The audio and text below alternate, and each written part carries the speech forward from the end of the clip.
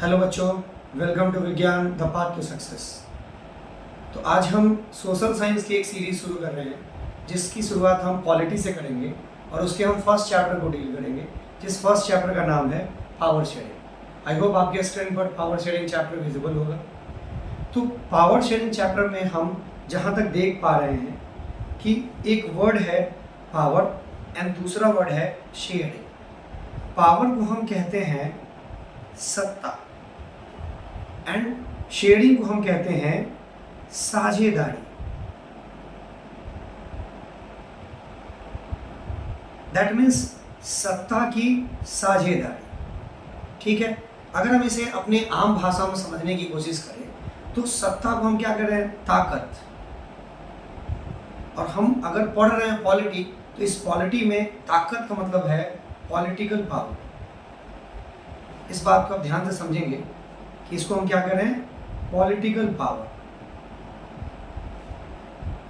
तो हम सत्ता की मतलब समझ रहे हैं पॉलिटिकल पावर। अब इस पॉलिटिकल पावर में किस तरह से ताकत की साझेदारी को किया जा रहा है, किस तरह से इसका डिस्ट्रीब्यूशन होगा और किस तरह से हम इसको आगे देखेंगे, यही चीज़ें हम इस चैप्टर में पढ़ेंगे। पावर शेयरिंग पढ़ना, अब सबसे बड़ी सवाल है कि पावर शेयरिंग पढ़ना हमें ज़रूरी क्यों है? क्योंकि अगर कुछ भी अगर आपके सिलेबस में दिया है तो उसके पीछे एक पर्टिकुलर रीज़न है। तो अगर हमने देखे हम तो हम अर्लीस्ट टाइम में देखें, बहुत पहले के समय में देखें तो जो हमारा जो सिस्टम था राज करने का, वो एक तंत्र सिस्टम था, एक तंत्र की तरह राज होता था, जिसमें कोई एक पर्सन होता था, वही राज करता था, फिर उनके बच्चे, फिर उनके बच्चे, फिर उनके बच्चे राज करते थे। लेकिन फिर आज़ादी के बाद राज करने का जो मोनोपोली है उसको चेंज कर दिया गया। फिर आ गया लोगों की भागीदारी, क्योंकि हमारा संविधान क्या कहता है, जो संविधान का प्रेम्बल है वो कहता ही है we the people of India. इसका मतलब ताकत के स्रोत कौन है? हम। तो इस चैप्टर में हम देखेंगे कि आगे कैसे पावर शेयरिंग के काम हो रहे हैं। तो इस चैप्टर में हम आगे बढ़ते हैं। तो सबसे पहले इस चैप्टर का ओवरव्यू हम लेते हैं। इस चैप्टर के ओवरव्यू में कह रहा है कि हमने क्या किया है, डेमोक्रेसी का टूल लिया है। यानी क्लास 5 के बाद यानी 6 से सोशल साइंस का अलग से स्टार्ट हो जाता है, लेकिन आप ध्यान से समझेंगे तो 3 to 5 में कोई सोशल साइंस नहीं होता, वो EVS का टर्म होता है।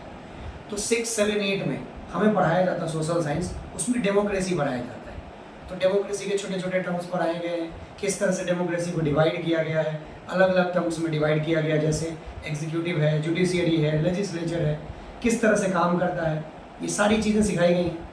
अब इसमें हम आगे के टर्म को देखेंगे कि ये काम कैसे करता है।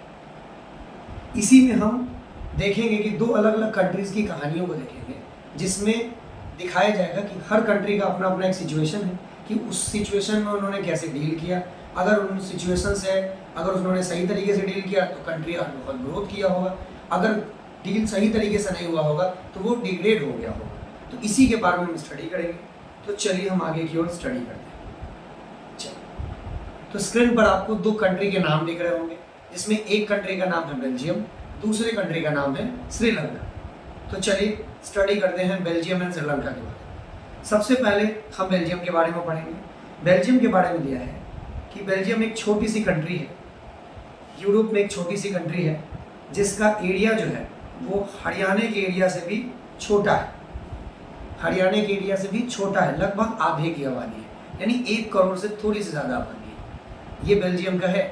सबसे पहले ज्योग्राफिकल रीजन के बारे में बात करेंगे, फिर उसके पॉलिटिकल एस्पेक्ट के बारे में बात करेंगे। तो हम देख रहे हैं कि बेल्जियम जो है वो यूरोप का एक छोटा सा पार्ट है, वो हरियाणा के स्टेट से भी छोटा है, इसकी आबादी लगभग 1 करोड़ से थोड़ी सी ज़्यादा है।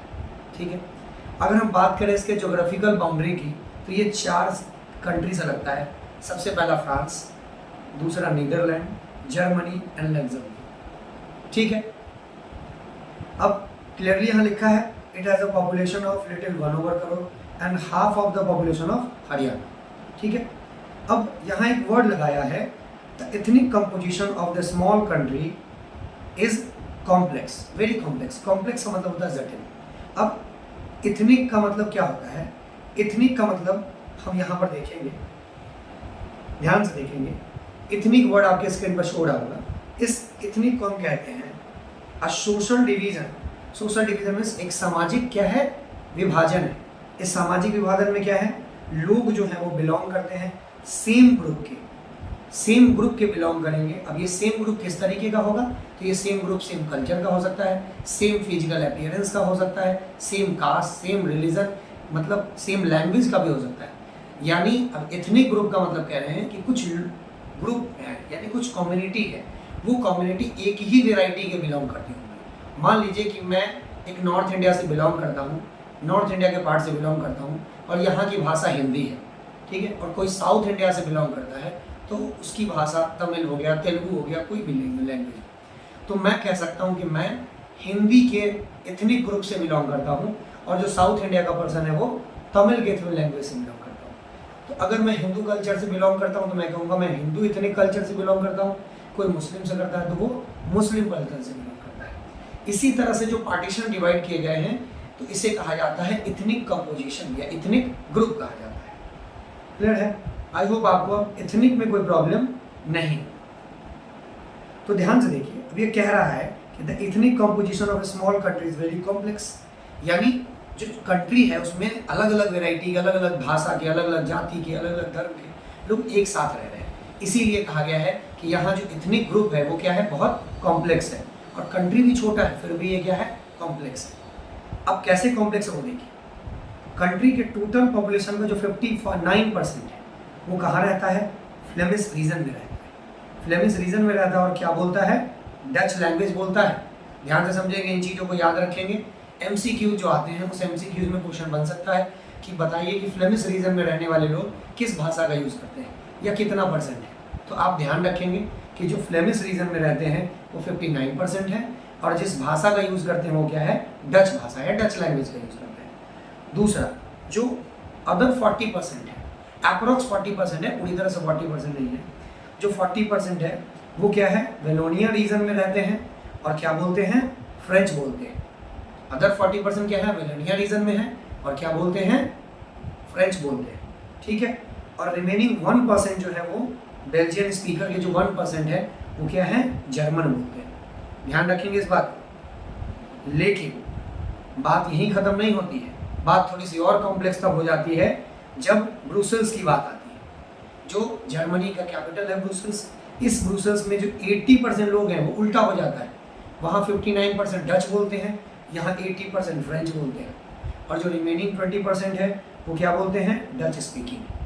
अब आप समझें कि जो कंट्री का, मान लीजिए मैं एक बात समझा रहा हूँ आपको कि मान लीजिए ये कंट्री है, इस कंट्री का ये वाला जो रीजन है वो क्या बोल रहा है, डच बोल रहा है, और ये वाला रीजन जो है वो फ्रेंच बोल रहा है। उसके बाद हमें एक कैपिटल मिलता है, इस कैपिटल में समझने के लिए ये वाला रीजन जो है वो क्या कह रहा है, जो मेजॉरिटी है वो क्या कह रहा है कि फ्रेंच बोलेगा, और जो माइनॉरिटी है वो क्या बोलेगा, डच बोलेगा। तो आप समझिए कितना कॉम्प्लेक्स नेचर है कि जो यहाँ मेजॉरिटी में हो यहाँ माइनॉरिटी में है, और जो यहाँ मेजॉरिटी में हो यहाँ माइनॉरिटी में। आई होप आपको समझ में आ रहा हो। अब आगे की ओर बढ़ते हैं।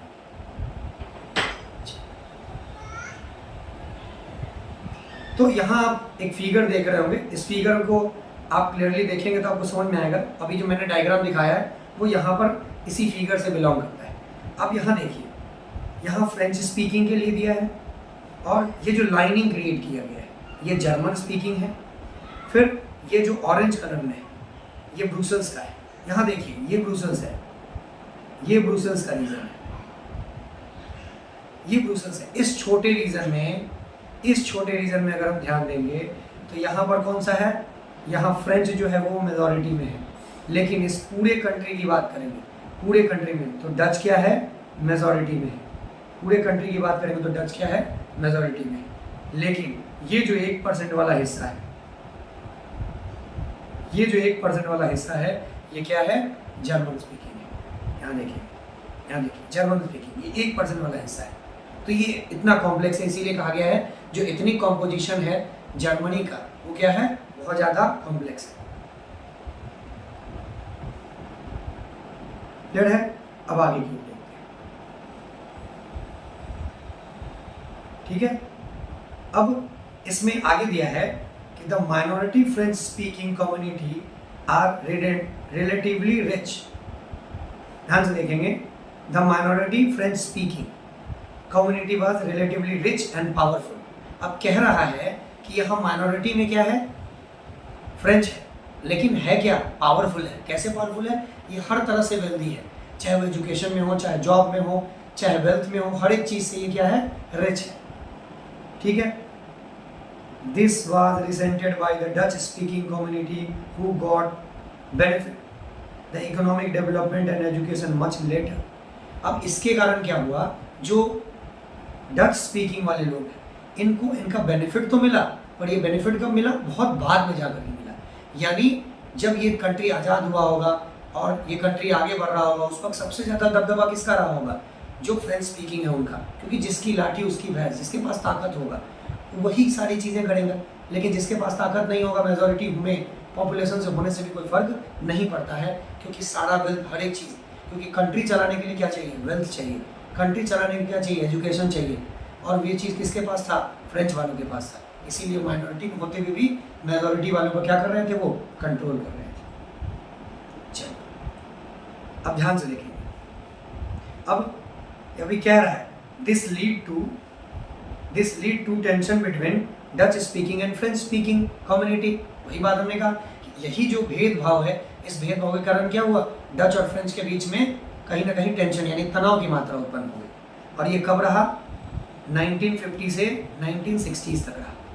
ठीक है, अब ध्यान से देखें, the tension between two communities were more acute in Brussels. अब ये टेंशन जो है ब्रुसेल्स में बहुत ज़्यादा और ज़्यादा गहरा हो गया। क्यों गहरा हो गया, क्योंकि जो मेजॉरिटी में था पूरे कंट्री में, वो क्या हो गया, माइनॉरिटी हो गया, और जो फ्रेंच वाले जो पूरे कंट्री में माइनॉरिटी थे, वो वहाँ क्या हो गया, मेजॉरिटी में हो गए। एक तो वो पहले से धनी है, दूसरा जो कैपिटल है वहाँ पर वो क्या हो गया, मेजॉरिटी में हो गए, तो वहाँ तो और उनका दबदबा हो गया।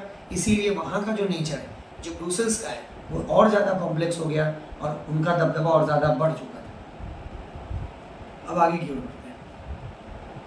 अब Brussels represent special problem, Dutch speaking people constitute majority in the country but minority in capital. वही बात जो हमने किया वही यहाँ पर मेंशन किया हुआ है। अच्छा अब आगे बढ़ते हैं। अब दूसरी कंट्री के बारे में दे रहा है। अब ये दूसरी कंट्री कौन है, श्रीलंका भाई साहब है। अब ये श्रीलंका भाई साहब कहाँ है, तो हमारा नेबरिंग कंट्री है। अब ये नेबरिंग कंट्री कहाँ है, तो हमारे तमिलनाडु के बगल में है। आप देख सकते हैं, अगर आप कंट्री का मैप देखेंगे तो कंट्री के मैप में देखेंगे तमिलनाडु से सटा हुआ।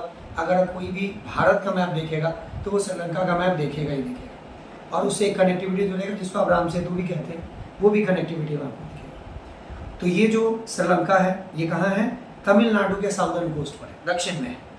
ठीक है, अब इसकी आबादी क्या है, इसकी आबादी 2 करोड़ है। कैसे है, तो हरियाणा की जैसी। ठीक है, अब समझिए ये भी कंट्री छोटा है, साउथ ईस्ट एशियन यानी south Asian country. South east Asian जैसी कंट्रीज है वैसे ही है, इसका भी इथनिक कंपोजिशन वैसा ही है जैसे साउथ ईस्ट एशिया में सारी कंट्रीज का, वैसे ही इसका भी इथनिक कंपोजिशन है। अब किस किस तरह का इथनिक कंपोजिशन है वो ध्यान से देखते हैं। अब इसका जो इथनिक कंपोजिशन वो कह रहा है कि जो सिन्हला बोलने वाले लोग हैं वो कितना है, 74% है। ठीक है, फिर जो तमिल बोलने वाले लोग हैं 18%। तो सिन्हला बोलने वाले लोग कितने हैं, 74% है, और तमिल बोलने वाले लोग जो हैं वो 18% है। अब इस तमिल में भी, ये जो तमिल है, इस तमिल में भी बोलने वाले लोग 2 पार्ट में डिवाइडेड है। सबसे पहले एक जो लंकन तमिल है और दूसरा जो एक इंडियन तमिल है। नंकल तमिल का मतलब जो यहाँ के नेटिव लोग हैं, क्या कहेंगे, नेटिव है, यानी जो वहाँ के अपने लोग हैं, जिनका जन्म वहीं हुआ है, जिनका वो अपना कंट्री है, उसको क्या कहेंगे, लंकन तमिल। अब इसकी आबादी कितनी है, 13%। ठीक है, इसकी आबादी है 13%। ये इंडियन तमिल कौन है, ये इंडियन तमिल वो हैं जब श्रीलंका पर इंग्लैंड राज करता था और यहाँ से मजदूरों के रूप में लोगों को ले जाया गया, और ले जाने के बाद वहाँ पर उनसे काम करवाया गया। तो जो काम करवाया गया उन्होंने अपना परिवार वहीं बसा लिया, वहीं रह गए।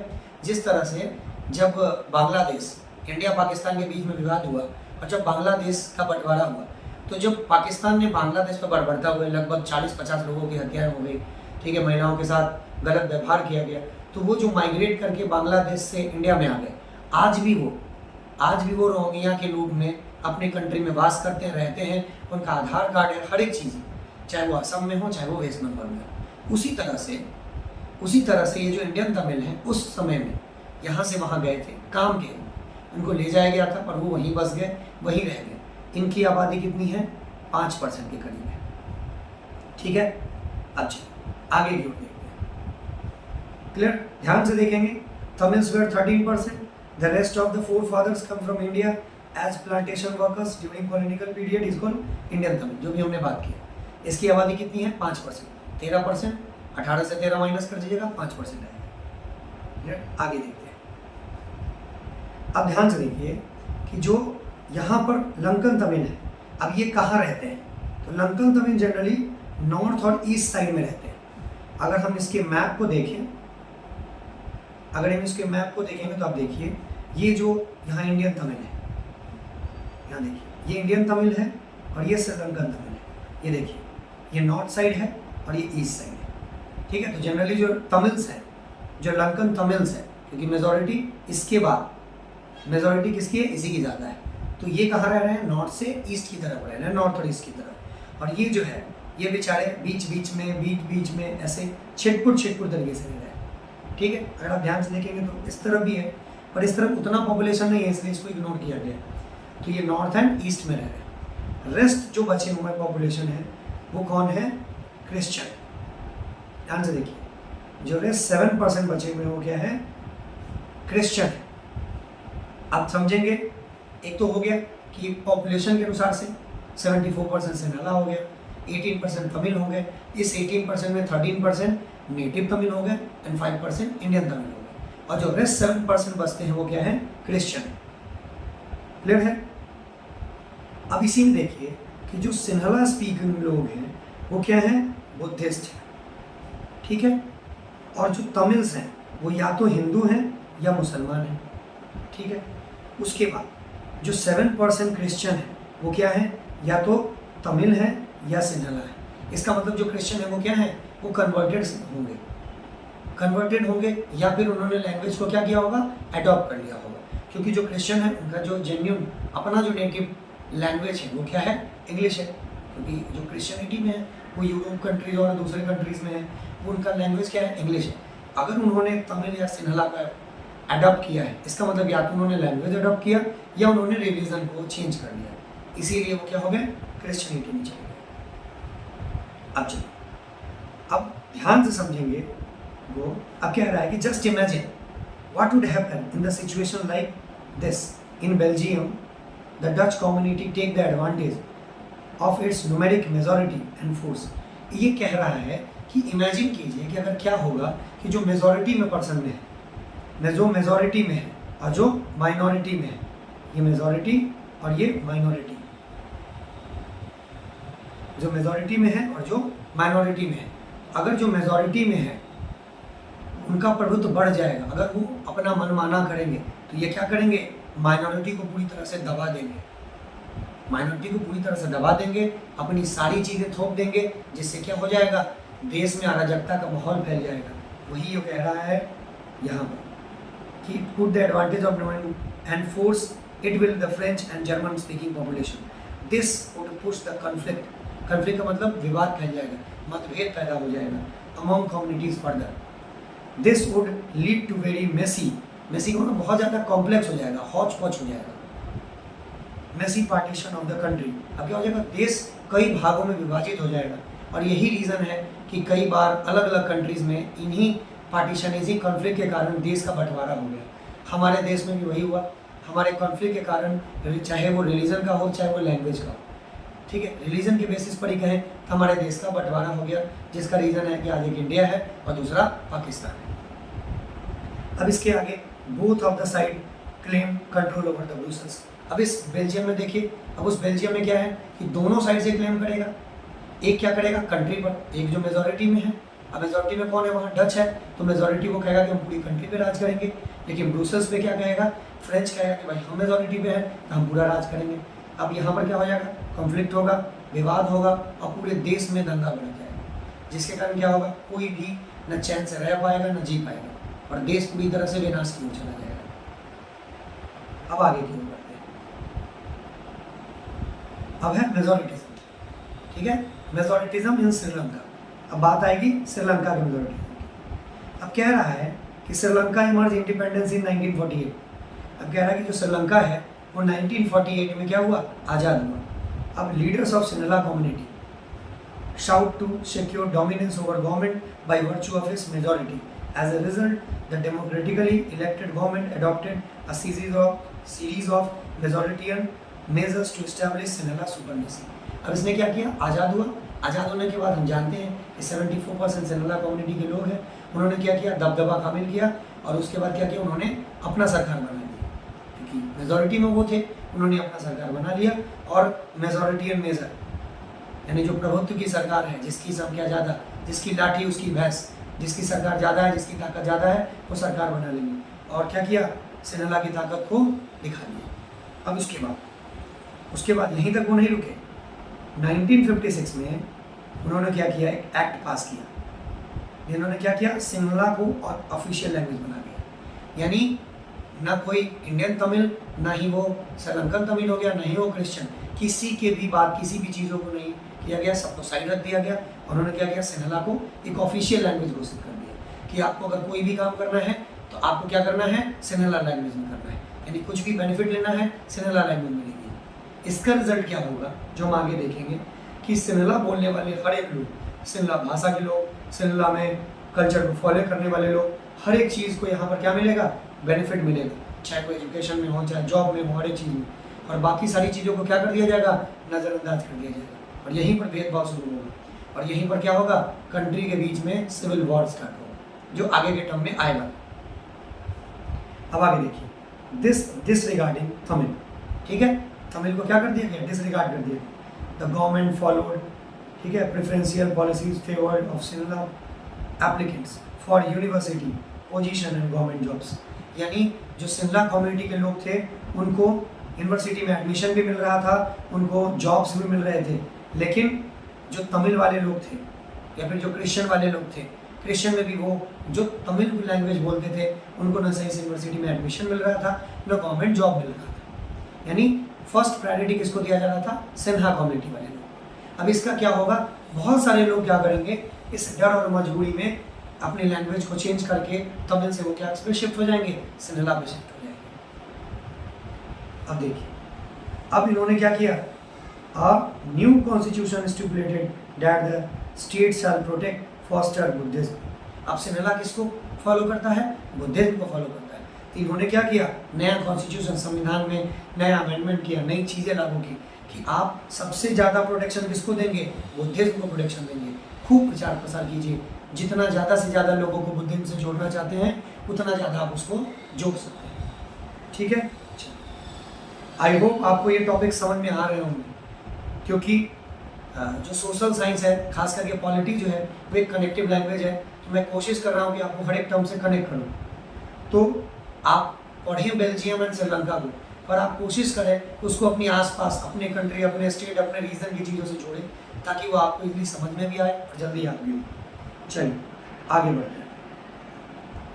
अब कह रहा है, all these government measures coming one after one other gradually increase the feeling of alienation of among the Sri Lankan Tamils. They felt none of the measure of political parties led by Buddhist Sinhala leaders sensitive to them. अब ये क्या कर रहा है कि जितने भी government measures आ रहे हैं वो सब सिनला के लिए आ रहे हैं। तो धीरे धीरे जो तमिल्स हैं वो अपने आप को क्या मान रहे हैं, अलग थलग मान रहे हैं कि ना कोई गवर्नमेंट है, ना कुछ है जो हमारे लिए कोई सोच रहा है, ना आगे बढ़ रहा है। अब ये क्या कर रहे हैं, लैंग्वेज और कल्चर को तो सिर्फ और सिर्फ क्या कर रहे हैं, जो बुद्धिस्ट है उसके लैंग्वेज कल्चर को आगे बढ़ा रहे हैं। हमारे लैंग्वेज और कल्चर को उन्होंने क्या किया है, एक तरफ, एक साइड कर दिया है, समझिए बिल्कुल डस्टबिन में डाल दिया है। तो ये बहुत बड़ा प्रॉब्लम क्रिएट कर रहा है, किसके लिए, तमिल वालों के लिए। अब they felt the constitution and government policies denied their equal political right, discriminated against them getting job and opportunity and ignore their. अब ये क्या कर रहे हैं, बिल्कुल वही बात जो हमने किया। अब ये फील कर रहे हैं कि न सरकार, न कुछ की पॉलिसी हमारे बारे में सोच रही है, न हमारे एजुकेशन दे रही है, न हमें जॉब दे रही है, न हमारे कल्चर के बारे में सोच रही है, और हमें बिल्कुल क्या कर रखा है, अलग थलग कर रखा है। अब इसका रिजल्ट क्या होगा, अब देखिए, अब इसका रिजल्ट है, as a result the relation between Sinhala and Tamil communities strained over time. धीरे धीरे इसकी स्थिति क्या हो गई, दोनों के बीच में तनाव बढ़ता गया, स्थिति बद से बदतर होने लगेगा। अब सिन्हला वाला जो है वो तमिल वाले को देखना नहीं चाहेगा, तमिल वाला जो है वो सिन्हला वाला को नहीं देखना चाहेगा, एक दूसरे के बीच में भेदभाव स्टार्ट हो जाएगा। अब इसको हम अपनी कंट्री से रिलेट करके अगर आपको समझाएं तो आज़ादी के बाद जो हमारा महाराष्ट्र है और जो हमारा साउथ इंडिया है, तो महाराष्ट्र में जनरली जो मेजोरिटिज्म था आज़ादी के बाद वो साउथ इंडिया वालों का था। तो महाराष्ट्र में जो मराठी थे, जो मराठी लोग थे, उनको साउथ इंडिया वाले लोग बिल्कुल पसंद नहीं करते थे।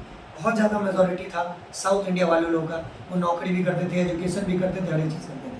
अगर आपने एक मूवी देखी होगी, आया था बाला साहब ठाकरे, ठाकरे मूवी आई थी, उस मूवी में आपको बहुत क्लियरली मेंशन किया गया है, दिखाया गया है, क्योंकि मूवी जो है हमारे समाज का आईना है।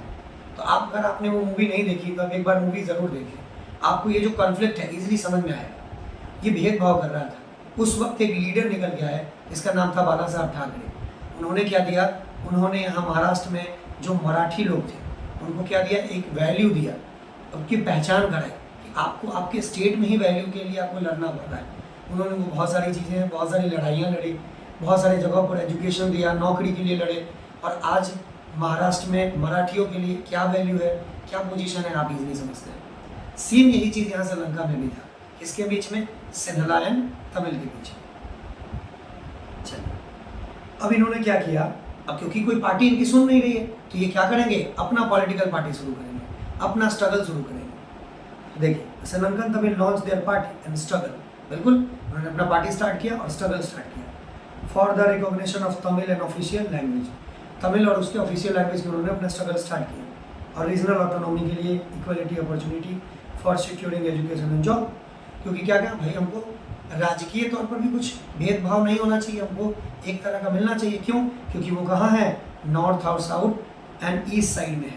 तो भाई हमको कम से कम इसी रीजन में कुछ वैल्यू दो, ठीक है, और कम से कम हमको एजुकेशन के तौर पर और हमको जॉब के तौर पर हमको कुछ ना कुछ बेनिफिट मिलना चाहिए। भाई अगर एजुकेशन और जॉब नहीं मिलेगा तो जो तमिल बोलने वाले, चाहे वो इंडियन तमिल हो, चाहे कोई नेटिव तमिल हो, वो जाएंगे कहाँ, वो तो बेरोजगार होंगे। आगे बढ़ते हैं। अब देखिए, अब क्या था, देखिए, but their demand for the autonomy to provinces populated Tamils was repeatedly denied. तो उसकी डिमांड, क्योंकि सिन्हा मेजोरिटी में थे, उनकी मांग को हमेशा क्या करते थे, डिनाई कर देते थे। 1980s तक अलग अलग पॉलिटिकल पार्टीज बन चुके थे, तमिल फॉर्म हो गए, डिमांड करना शुरू कर दिया। अब उन्होंने कहा कि भाई अब हमको हक नहीं चाहिए 1980s के बाद, अब हमको अलग राज्य दो, अब हमको कुछ नहीं चाहिए इधर उधर। अब धीरे धीरे मांग बढ़ने लगा और हमको क्या चाहिए, अलग राज्य दो, ठीक है, नॉर्दर्न और सेंट्रल पार्ट ऑफ श्रीलंका, ठीक है। अब देखिए, अब इसके बीच में जब दो कम्युनिटी के बीच में धीरे धीरे इतना बड़ा कॉन्फ्लिक्ट हो गया कि बाद में क्या छिड़ गया, सिविल वॉर छिड़ गया, गृह युद्ध छिड़ गया, आंतरिक विद्रोह छिड़ गया। अब इस आंतरिक विद्रोह में क्या था, हजारों लोग मारे गए, हजारों लोग, ध्यान से समझेंगे, हजारों लोग मारे गए। इकोनॉमिक्स के चैप्टर में अगर आप फर्स्ट चैप्टर पढ़ेंगे, जो आगे हम भी पढ़ाएंगे आपको, इस चैप्टर में हम देखेंगे कि इकोनॉमिकली हमारा जो श्रीलंका है, जो हमारा नेटिव है, हमारा पड़ोसी है, वो बहुत समृद्ध था, ठीक है। इकोनॉमिक्स के टेक्स्ट बुक में हम पढ़ेंगे कि श्रीलंका जो है उसका एक्सेलेंट रिकॉर्ड है इकोनॉमिक डेवलपमेंट में, एजुकेशन में और हेल्थ में। लेकिन सिविल वॉर क्या कर दिया, बहुत ज़्यादा सोशल, कल्चर और इकोनॉमिक लाइफ को बैक कर दिया, धाराशाही कर दिया, तोड़ फोड़ के ख़त्म कर दिया। और ये कब ख़त्म हुआ, आखिरी में 2009 में, जब वहाँ पर फेयर इलेक्शन हुआ, हर तरह से भेदभाव को ख़त्म किया गया, और धीरे धीरे जा करके लगभग लोगों को मेजॉरिटी, माइनॉरिटी मेजॉरिटी को ख़त्म करके, और तब सिन्हला तमिल के बीच में एक समझिए कि शेयरिंग की बात आई, और तब उसको आगे बढ़ाया। अब आगे, अभी श्रीलंका की बात की हमने, अब बेल्जियम की बात करते हैं। अब बेल्जियम कह रहा है कि श्रीलंका से बिल्कुल अलग बेल्जियम ने रास्ता अपनाया, ठीक है। अब ये कह रहा है कि इसने जो एग्जिस्टिंग रीजनल डिफरेंस है और कल्चरल डिफरेंस है, क्योंकि यहाँ पे भी इसका पहले से रीजनल और कल्चरल डिफरेंस है ना, क्योंकि फ्लेमिश बोलने वाले अलग बात करते थे, वो अलग बात करते थे, वो अलग कल्चर को फॉलो करते थे, फ्रेंच अलग कल्चर को करते थे, डच अलग कल्चर को फॉलो करते थे, और जर्मन अलग कल्चर को फॉलो करते थे। तो इन्होंने क्या किया, 1970 से 1993 तक इन्होंने 4 बार कॉन्स्टिट्यूशन में अमेंडमेंट किया, 4 बार। क्या अमेंडमेंट किया, तो सभी लोग साथ में रह सके, इसके लिए उन्होंने क्या किया, 4 बार कंट्री में संशोधन किया, उन्होंने अपने संविधान में संशोधन किया। कैसे संशोधन किया, तो ध्यान से समझेंगे कि बेल्जियम मॉडल को संशोधन किया कि सबको एक बराबर का मात्रा दिया जाए, सबको एक तरह का रोजगार दिया जाए, सबको एजुकेशन में मात्रा दिया जाए, सबको बोलचाल की भाषा में ऐसा नहीं है कि अगर फ्रेंच बोलने वाले कम हैं, डच बोलने वाले ज़्यादा हैं तो डच को ऑफिशियल लैंग्वेज बना दिया जाए, फ्रेंच को ऑफिशियल लैंग्वेज नहीं बनाया जाए। यानी कहने का मतलब है कि जो कॉन्फ्लिक्ट श्रीलंका में हुआ वो कॉन्फ्लिक्ट बेल्जियम में ना हो, ठीक है। इसीलिए वहाँ पर क्या किया गया, कॉन्स्टिट्यूशन में 4 बार अमेंडमेंट किया गया। आगे देखते हैं, अब ध्यान से देखिए क्या अमेंडमेंट किया गया। Constitution prescribe the number of Dutch and French speaking minister shall be equal in central government. अब डच जो है वो मेजॉरिटी में है, फ्रेंच जो है माइनॉरिटी में है, फिर भी कहा गया कि जो फ्रेंच और डच के जो सेंट्रल गवर्नमेंट में जो मिनिस्टर्स होंगे वो दोनों इक्वल मात्रा में होंगे, चाहे पॉपुलेशन में ज़्यादा हो चाहे पॉपुलेशन में कम हो, पर दोनों की मात्रा। मान लीजिए कि अगर 50 मिनिस्टर्स हैं तो इसको बांट दिया गया कि 25 और 25 की रेशियो, यानी 1:1 की रेशियो में 25 रहेंगे फ्रेंच बोलने वाले और 25 बोलने रहेंगे डच बोलने वाले। इससे क्या होगा, दोनों में भेदभाव मिलेगा। उनको भी ये भी नहीं लगेगा कि भाई मेरे साथ कोई गलत हो रहा है, और फ्रेंच वालों को लगेगा मेरे साथ भी गलत नहीं हो रहा है, ठीक है। चलिए आगे बढ़ते हैं। अब देखिए सारे पावर्स को, many powers of the central government has been given to central government of the 2 region of the country. अब वहाँ देखिए, अब एक रीजन है जहाँ पर डच ज़्यादा बोलते हैं और एक रीजन ऐसा है जहाँ पर एक फ्लेमिश रीजन है, अवेलोनिया रीजन, ठीक है। तो जो एक रीजन है जहाँ पर डच ज़्यादा बोलते हैं वहाँ क्या किया गया, कुछ अलग पावर दिया गया। जो फ्रेंच बोलते हैं वहाँ अलग पावर दिया गया ताकि वो अपने रीजन में अपने अनुसार से काम कर सकें, ठीक है। दूसरा जो एक पॉलिटिकल बहुत अच्छा रीज़न दिया गया जो हमारे कंट्री में भी काम करता है कि जो रीजनल है उनको जो स्पेशल पावर्स दिए गए वो स्पेशल पावर्स सेंट्रल से बिल्कुल अलग होंगे। जैसे हमारे स्टेट में भी है, मान लीजिए कि बिहार है, तो बिहार के पास कुछ ऐसे पावर्स दिए गए कि जिस पावर को जो सेंट्रल गवर्नमेंट है वो रोक नहीं लगा सकती। कुछ ऐसे पावर दिए गए जो सेंट्रल गवर्नमेंट के पास है वो स्टेट गवर्नमेंट जो है उस पर रोक नहीं लगा सकती। और कुछ ऐसे पावर दिए गए जहाँ पर सेंट्रल गवर्नमेंट और रीजनल गवर्नमेंट दोनों आपस में मेल जोल करके तब रूल बनाएगी जिससे हर कम्युनिटी के बारे में सोचा जा सके। कोई दिक्कत? यहाँ देखिए, Brussels has separate government which has both communities and equal representation. The French-speaking people adopted equal representation in Brussels, equal Dutch-speaking community. अब समझिए कि वहाँ पर जो मेन रीजन है वहाँ डच वालों ने कॉम्प्रोमाइज़ किया कि भाई मुझे कोई दिक्कत नहीं है, ठीक है, आप फ्रेंच वालों को भी इक्वल मौका दो। और वही ब्रुसेल्स में क्या हुआ, अब फ्रेंच वाले मेजॉरिटी में आ गए तो फ्रेंच वालों ने कहा कि भाई हम यहाँ मेजॉरिटी में हैं पर हमें कोई दिक्कत नहीं है अगर आप डच वालों को भी इक्वल मौका देते हो। यानी दोनों ने मिलकर कॉम्प्रोमाइज़ किया। ऐसा नहीं है कि सिर्फ डच वाले ने कॉम्प्रोमाइज़ किया, फ्रेंच वालों ने भी कॉम्प्रोमाइज़ किया, जिससे क्या हुआ, दोनों एक साथ आए और दोनों एक साथ आने के कारण क्या हुआ, दोनों में कोई कॉन्फ्लिक्ट नहीं हुआ। वही वो कह रहा है except the equal representation in central government. अब देखिए, a part of central and state government that is third kind of government that is community government. यानी अब डच है, फ्रेंच है और जर्मन है, तीनों अपनी अपनी कम्युनिटी में क्या बना सकते हैं, नियम और कानून बना सकते हैं और उसके अनुसार से उसको इम्प्लीमेंट भी करा सकते हैं।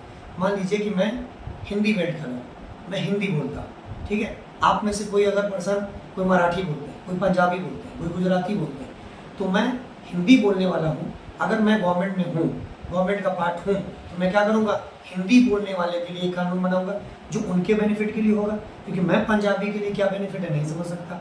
कोई तमिल बोलने वाला है तो वो हिंदी वालों के लिए बेनिफिट नहीं समझ सकता, वो अपने तमिल के लिए समझेगा। इसीलिए तमिल बोलने वाले के लिए तमिल का गवर्नमेंट बनाया गया, ठीक है, लैंग्वेज बेसिस पर, यानी कम्युनिटी के बेसिस पर। वो जो इथनिक कॉम्पोजिशन है, यानी इथनिक कॉम्पोजिशन के बेसिस पर अलग एक नियम बनाया गया, कानून बनाया गया कि भाई आप इतनी कॉम्पोजिशन बेसिस पर कानून बनाइए और उनके बेनिफिट के लिए काम कीजिए, ठीक है। वही यहाँ पर कहा गया है कि Dutch, French and German speaking no matter where they live, कहाँ रहते हैं उसे कोई मैटर नहीं करता है। This government has power regarding cultural, educational and language related issue. अब ये गवर्नमेंट क्या कर सकती है, चाहे लैंग्वेज से हो, एजुकेशन से हो, जॉब से हो, कल्चर से हो, हर तरह के इशू को सॉल्व करेंगे अपनी कम्युनिटी में। आगे, you might find Belgium model were very complicated. अब आप समझिए कितना कॉम्प्लिकेटेड है। ब्रुसेल्स में अलग नियम है, वहाँ अलग नियम है, रीजनल बड़ा अलग है, कल्चरल भी अलग है, कॉम्प्लिकेटेड है। इवन जो बेल्जियम वाले लोग हैं उनके लिए भी कॉम्प्लिकेटेड है, it is very complicated even the people of living in Belgium, but these arrangements have worked well so far। और ये जो अरेंजमेंट है वो क्या है, वहाँ के लोगों के लिए बहुत बढ़िया हुआ। क्यों बढ़िया हुआ? They help to avoid civil strike between two major communities and if a possible division of the country linguistic lines. अब इसके कारण क्या हुआ, दो अलग अलग जो डच और फ्रेंच वाले लोग हैं, जर्मन बेचारे तो 1% है, उनको तो इधर का नियम उधर का नियम दोनों एक बराबर है। तो डच और फ्रेंच के बीच में जो दो लैंग्वेज, दो कम्युनिटी के बीच में, उसमें ना कोई भेदभाव हुआ, ना कोई डिस्क्रिमिनेशन हुआ, ना किसी तरह का कोई कॉन्फ्लिक्ट, ना किसी तरह का कोई विवाद, और सारी चीज़ें स्मूथ तरीके से चली। और जब कोई भी चीज़ स्मूथ तरीके से चलेगा तो कंट्री बहुत तेज़ी से आगे बढ़ेगी। अब देखिए, फिर these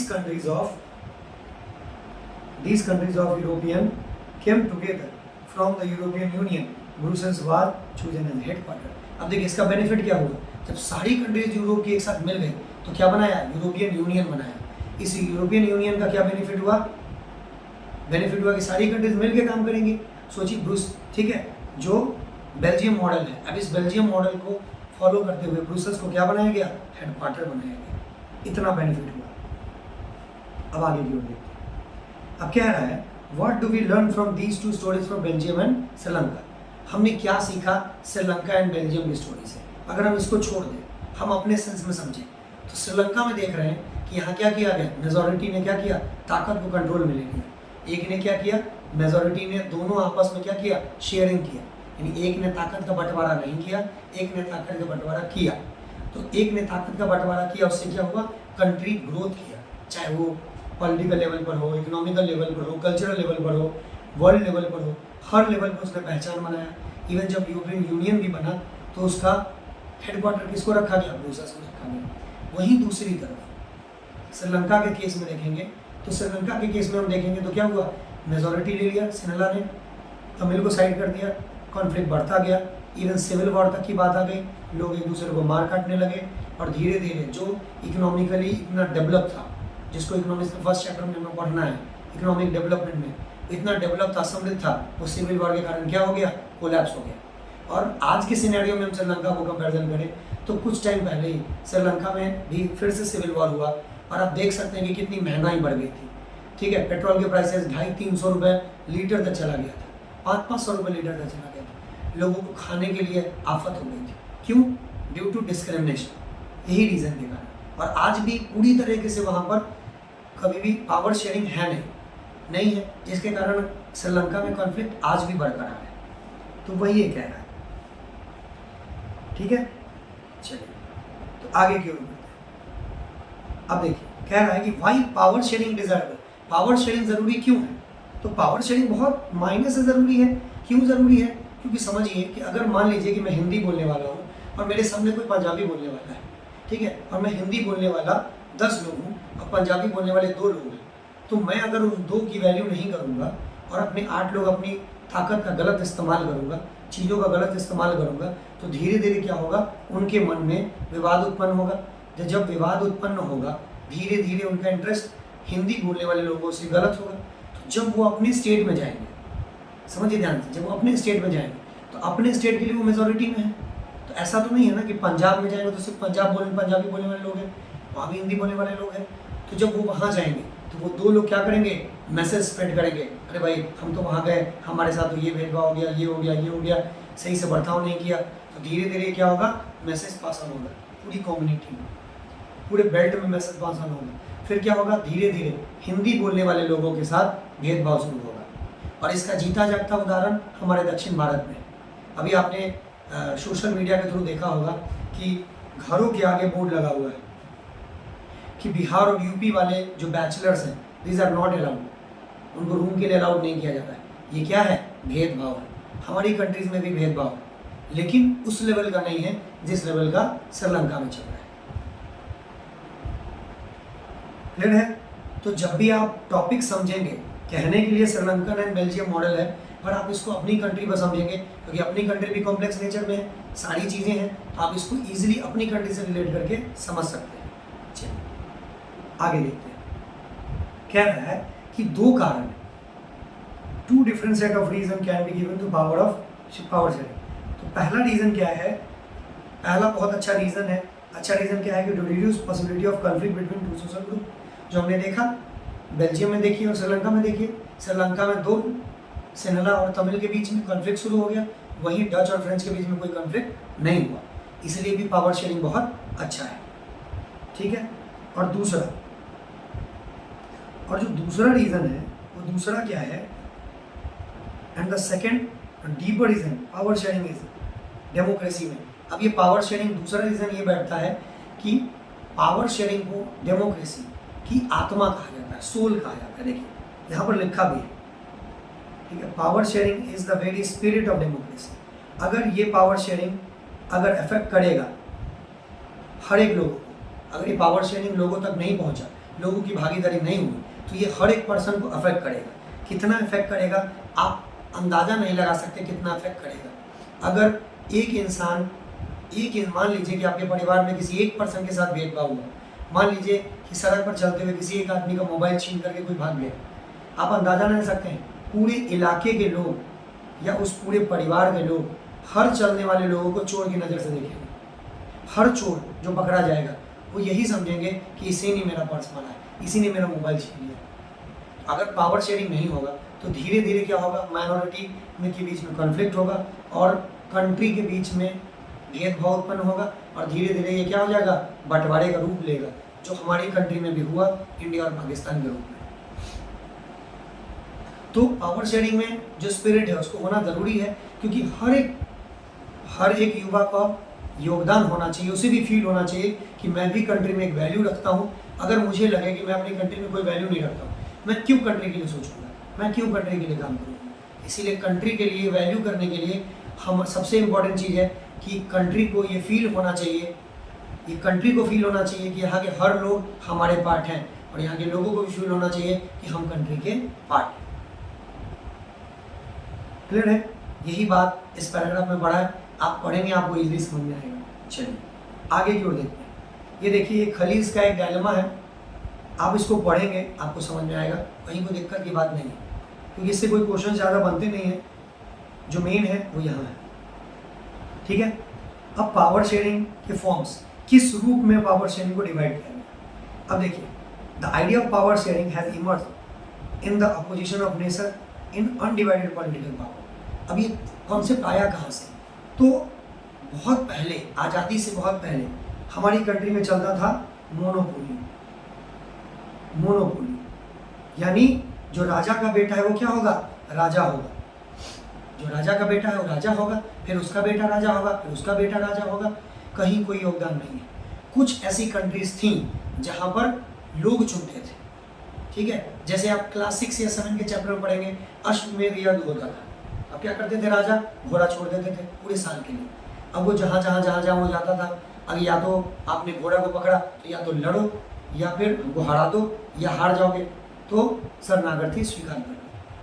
तो इसको क्यों लाया गया, इसको क्यों डिवाइड किया गया, ताकि एक छत्र राज को खत्म करने के लिए। ठीक है, चाहे वो आप राजतंत्र को देख लें, यानी हमारे राजाओं को देख लें, चाहे वो मुस्लिम इन्वेजन हुआ उसको देख लें, चाहे जो ब्रिटिश का कॉलोनियल पीरियड था उसमें देखिए। उस कॉलोनियल पीरियड में क्या था कि ब्रिटिश या तो ईस्ट इंडिया कंपनी या क्राउन के अंदर में ही सारे काम होते थे, यानी मोनोपोली था, एक ही चीज़ होता था। यही आज़ादी के बाद इस चीज़ को तोड़ दिया गया, चाहे वो हमारी कंट्री में हो, चाहे बेल्जियम में हो, चाहे वो श्रीलंका में। पर श्रीलंका में ये काम नहीं किया गया। वहाँ तब भी क्या था, सिन्हला कम्युनिटी ही एक छत्र राज करती थी, और जिसके कारण क्या हो गया, बहुत ज़्यादा दिक्कत हुआ। तो मॉडर्न डेमोक्रेसी में पावर को कितने टर्म में डिवाइड कर दिया गया, 4 टर्म में डिवाइड कर दिया गया। ठीक है, सबसे पहला ध्यान से समझेंगे, एक एक लाइन करके पढ़ेंगे। आप अगर समझ में ना आए, मैं एक लाइन पढ़े भी समझा, लेकिन आप ओवरऑल समझेंगे तो आपको इजीली समझ में आएगा। तो पावर को क्या किया गया, अंगों में बांट दिया, गवर्नमेंट के अलग अलग अंग में बांट दिया गया।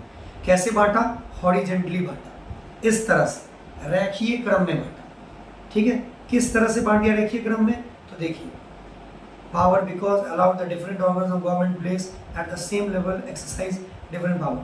Such a separation ensured that none of the organization had unlimited power. Horizontally इस तरह से डिस्ट्रीब्यूट कर दिया। ठीक है, अब डिस्ट्रीब्यूट किस तरह, इस तरह से किया कि ये इसका पावर का सही तरह से इस्तेमाल ना करे, ये इसका पावर पूरी सही तरीके से इस्तेमाल ना करे। सही तरीके से इस्तेमाल करने का मतलब कि पूरी तरीके से इसकी मेजॉरिटी अगर हो जाए तो ये इसका दमन करने लगेगा, ये इसका दमन करने लगेगा, या फिर अगर किसी का पावर बहुत ज़्यादा हो जाएगा ये क्या करेगा, पूरी कंट्री का दमन करने लगेगा। इसको ख़त्म करने के लिए हॉरिजॉन्टली इस तरह से पावर का डिस्ट्रीब्यूट किया गया, हर किसी को अपना काम दिया गया और उसका एक लिमिटेशन दे दिया गया, और उस लिमिटेशन में एक को दूसरे की निगरानी करने के लिए डाल दिया गया ताकि वो क्या कर सके, एक दूसरे पर नज़र रख सके, ताकि अगर वो उस अपने पावर का मिसयूज करेगा उसको वो तुरंत रोक देगा। कैसे, आगे देखते हैं। ठीक है, अब देखिए आगे। Last year we study in the democracy and the ministers and government officially exercise the power they are responsible to the parliament or state assembly. Similarly, although judges are appointed by the executive, they can check the functioning of the executive, laws and legislature. समझिए, हमारे तीन तरह का है, न्यायपालिका, कार्यपालिका, विधायिका, legislature, executive and judiciary. ठीक है, जो लेजिस्लेचर उसका काम क्या है, कानून बनाना। एग्जीक्यूटिव का काम क्या है, कानून का पालन करना। और जुडिशियरी का काम क्या है, ये दोनों जो गड़बड़ कर रहे हैं, अगर कुछ जो लेजिस्लेचर है, ठीक है, एग्जीक्यूटिव है और एक जुडिशियरी है, इसका काम है कानून बनाना, इसका काम है कानून का पालन करना, और इसका काम है इन दोनों पर नज़र रखना। मान लीजिए कि इसने अगर कानून का गलत उपयोग किया, और जैसे संविधान है तो भाई इसके पास कानून बनाना है, अब ये चाहेगी कि पूरा संविधान ही बदल दे, तो ऐसा नहीं होगा। जो जज है, सुप्रीम कोर्ट है, सुप्रीम पावर, वो क्या करेगी, तुरंत रोक देगी, अब ऐसा काम नहीं कर सकते। अगर एग्जीक्यूटिव है, मान लीजिए हमारे पुलिस वाले हैं, वो क्या करें, ज़बरदस्ती जब मन करे तब हमको उठा के ले जाए, मारे पीटे कुछ भी करें, हम क्या कर सकते हैं, अपने आर्टिकल 32 का यूज़ करके हम सुप्रीम कोर्ट जा सकते हैं। आर्टिकल 32, ठीक है, अपने राइट का यूज़ करेंगे, अपने मौलिक अधिकारों का इस्तेमाल करके सुप्रीम कोर्ट जा सकते हैं, और वो क्या करेंगे, एग्जीक्यूटिव को रोक लगाएंगे, आप ऐसा काम नहीं कर सकते। इसलिए ये क्या है, हॉरिजॉन्टली डिस्ट्रीब्यूट किया गया ताकि हर पर्सन जो है एक दूसरे पर नज़र रख सके, इसका काम ये देखे, इसका काम ये देखे, और तीनों एक दूसरे से अलग है, तीनों एक दूसरे से अलग है, और तीनों को क्या है, एक दूसरे के काम पर न दखल दें, न बहुत ज़्यादा नज़रअंदाज करें, और न ही बहुत ज़्यादा डोमिनेंट नेचर में। अगर डोमिनेशन में एक आएगा, दूसरा उसको क्या कर देगा, तुरंत रोक लगा देगा। चलिए आगे। अब पावर को जो यूज़ किया गया, the power can be shared among governments at different level. कैसे लेवल में लाया गया, इंटायर कंट्री को, देखो रीजनल लेवल पर, सेंट्रल लेवल पर, और नीचे और थोड़ा गया, अपनी कंट्री पर लेके चलें, अपनी कंट्री को 3 गवर्नमेंट में बांटा गया है। सबसे पहले बांटा गया है, अगर ध्यान से देखेंगे तो सबसे पहले बांटा गया तो सेंट्रल, इससे नीचे गया है तो रीजनल, इससे नीचे गया है तो पंचायती राज, पंचायती राज और म्यूनिसिपल कॉरपोरेशन। यानी पहले फॉर्म में क्या किया गया, हॉरिजेंटल डिस्ट्रीब्यूट कर दिया गया, दूसरे सेंस में क्या कर दिया, वर्टिकल सेंस में बांट दिया। यहाँ सेंट्रल रख दिया, यहाँ रीजनल रख दिया, और यहाँ पंचायती राज, लोकल। ठीक है, इसी पंचायती राज में लोकल में क्या आ गया, पंचायत आ गए, और आ गया म्यूनिसिपल कॉरपोरेशन। उस म्यूनिसिपल कॉरपोरेशन में 2 तरह का है, म्यूनिसिपल कमिश्नर अलग बैठते हैं, फिर और भी अलग अलग गवर्नमेंट में बैठते हैं, पर जनरली 2 है। इस सेंट्रल को अलग पावर दिया गया, इस रीजन को अलग पावर दिया गया, और लोकल गवर्नमेंट को अलग पावर दिया गया। अगर आपको नहीं पता, आप गांव में जाएंगे तो पंचायत बैठता है गांव में, ठीक है, पंचायत यानी पंचों का आयत है, ठीक है, यानी लोगों का ग्रुप है, 5 लोगों का ग्रुप है, उसको कहते हैं पंच, और पंचों के सिर पर जो हेड होता है उसको कहते हैं सरपंच, और उसके अंदर जो डिसीजन लेने का पावर है उसको लोकल गवर्नमेंट का पावर दिया गया है। अगर मान लीजिए कि पंचायत में कोई बात गई, कॉन्फ्लिक्ट हुआ है, और वो कॉन्फ्लिक्ट में क्या करें कि वो डिसीजन दें, ठीक है, तो उसको गवर्नमेंट के रूप में ही डिसीजन लिया जाता है। अगर आप उस डिसीजन से नहीं हैं, अगर आप डिसीजन से संतुष्ट नहीं हैं, फिर आप क्या कर सकते हैं, कोर्ट में जा सकते हैं। कोर्ट के भी अलग अलग लेवल है, आप देखेंगे तो अगर पहले लोअर कोर्ट आता है, फिर हाई कोर्ट आता है, फिर सुप्रीम कोर्ट आता है। अगर लोअर कोर्ट किसी चीज़ का अवहेलना करता है, देखते हैं हॉरिजॉन्टल डिस्ट्रीब्यूशन से तुरंत हाई कोर्ट उसको रोक लगा देते हैं। हाई कोर्ट अगर किसी चीज़ का उल्लंघन करते हैं, तुरंत सुप्रीम कोर्ट रोक लगा देते हैं। अगर सुप्रीम कोर्ट से कुछ भी ऐसा होता है तो क्या करते हैं, पार्लियामेंट अध्यादेश जारी करते हैं, ठीक है, अमेंडमेंट करती है और वो कुछ कानून लाती है। क्लियर है? ये सारी चीज़ें इसी में दी गई हैं। बेल्जियम और श्रीलंका में भी यही चीज़ किया गया। बेल्जियम में देख रहे हैं कि अलग अलग लेवल में उसको फॉलो किया गया, सेंट्रल पे, रीजनल लेवल पर यही चीज़ श्रीलंका में नहीं किया गया। और इसका इफेक्ट था कि बेल्जियम मॉडल पूरे कंट्री में, पूरे वर्ल्ड में एक रोल मॉडल के रूप में निकला और श्रीलंका भी रोल मॉडल में निकला। दोनों एक रोल मॉडल में, एक पॉजिटिव एस्पेक्ट में, एक नेगेटिव एस्पेक्ट में। इसीलिए बेल्जियम और श्रीलंका को पढ़ाया जा रहा है ताकि लोग चूज कर सकें कि आपको किस तरह का मॉडल चाहिए। अगर आपको एक पॉजिटिव एस्पेक्ट में चाहिए, ठीक है, तो you can choose the Belgium model. अगर आपको नेगेटिव एस्पेक्ट में चाहिए, कंट्री को बर्बाद ही करना है, तो आप श्रीलंका मॉडल के साथ खुशी खुशी जा सकते हैं। ठीक है। थर्ड में देखिए, थर्ड में क्या किया गया कि उसको सोशल ग्रुप्स में बांट देंगे। हमारी कंट्रीज में भी सोशल ग्रुप है, स्वयं सेवक समूह, ये बहुत सारी चीजें हैं। आप देखिए, पॉलिटिकल पावर को डिस्ट्रीब्यूट किया गया, शेयर किया गया अलग अलग सोशल ग्रुप में, रिलीजियस के बेसिस पर, लिंग्विस्टिक ग्रुप के बेसिस पर। जैसे हिंदू में देखिएगा आरएसएस हो गया, मुस्लिम में देखिएगा बहुत सारे मुस्लिम अपने बने हुए हैं, ठीक है, जामिया इस्लामिया वाले। आप देखेंगे डिबेट में, वैसे अगर आपको देखना है रीजनल लेवल पर डिफरेंसेस, 5 बजे नाम आता है वो चैनल्स पे, हल्ला बोल। अब दिक्कत क्या है, वहाँ हल्ला सब बोलते हैं, सुनता कोई नहीं है। मूर्ख सुनते कौन है, हम आप मूर्ख बन के वो सुनते रहते हैं। वहाँ क्या है, सिर्फ बोलने आते हैं, सुनने कोई नहीं आता। तो डिबेट, अब कोई डिबेट का बात रह गया नहीं गया, लेकिन हाँ वहाँ से समझ सकते हैं कि डिफरेंसेज है। क्या डिफरेंसेज है, तो रीजनल लेवल पर डिफरेंसेज है, ठीक है। न हिंदू कम्युनिटी वाले लोग मुस्लिम की बात समझते हैं, न मुस्लिम वाले लोग हिंदू की बात समझते हैं। तो वहाँ क्या है, देखिएगा आरएसएस को आप देखेंगे, राष्ट्रीय स्वयंसेवक समूह, वो क्या है, अलग है। जामिया इस्लामिया वाला ये अलग है। मुस्लिम लीग है, वो क्या है, अलग है मुस्लिमों के लिए।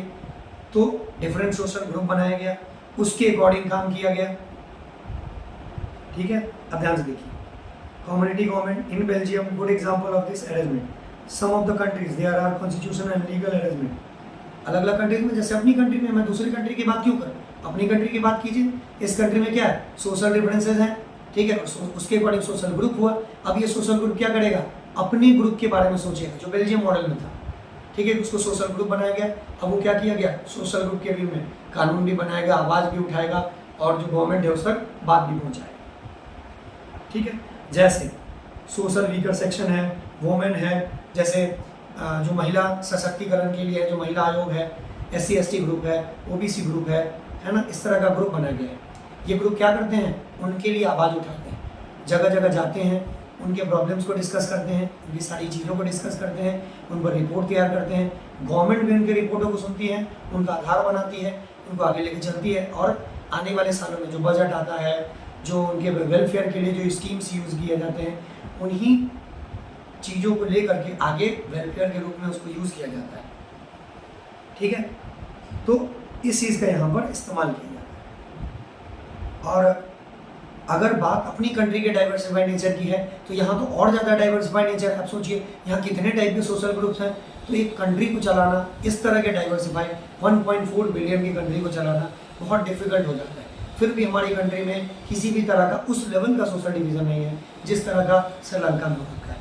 इसीलिए अगर आप देखेंगे लैंग्वेज बेसिस पर भी, तो हिंदी जो है या इंग्लिश जो है, इंग्लिश कामकाजी रूप में भाषा है, हिंदी जो है हमारी रीजनल लैंग्वेज में आता है। तो हमारी कंट्री में किसी तरह का कोई ऑफिशियल लैंग्वेज नहीं है, क्योंकि अगर ऑफिशियल लैंग्वेज की बात करेंगे, जो हिंदी को बनाया गया था, तो जब हिंदी को बनाया गया तो साउथ इंडिया वाले, जो महाराष्ट्र वाले लोग हैं, जो ईस्ट वाले लोग हैं, ठीक है, वो लोग क्या हो गया, कॉन्फ्लिक्ट शुरू हो गया। फिर धीरे धीरे क्या किया गया, जो काम काज की भाषा है उसको किस में डाल दिया गया, इंग्लिश में डाल दिया गया कि आप किसी भी रीजन में हो, काम करने वाले लोगों को किस में लगे, भाई आप इंग्लिश में कम्युनिकेट कीजिए, इसीलिए ताकि वो कोई कॉन्फ्लिक्ट ना हो। अब समझिए चौथा, ठीक है। अब ये चौथे को बहुत इजीली समझेंगे। कुछ दिन पहले या कुछ समय पहले या फिर हमेशा चलता रहता है, आप देखेंगे दिल्ली के जंतर मंतर पर या फिर कहीं भी किसान आंदोलन हुआ था। अभी किसान आंदोलन क्या हुआ, अपनी कम्युनिटी है, अपना ग्रुप है, उन्होंने क्या किया, अपनी बात को आगे लेके गया। अब ये किस ग्रुप में आता है, ये चौथे पावर शेयरिंग के ग्रुप में आता है। क्या था, देखिए, power sharing arrangement political parties, presiding group, जैसे अलग अलग यूनियंस के ग्रुप हैं, जैसे रेलवे का अलग यूनियन है, स्टूडेंट अलग यूनियन है, वर्किंग अलग यूनियन है, किसान का अलग यूनियन है। ये क्या करते हैं, अपनी मांगों को पहुंचाते हैं।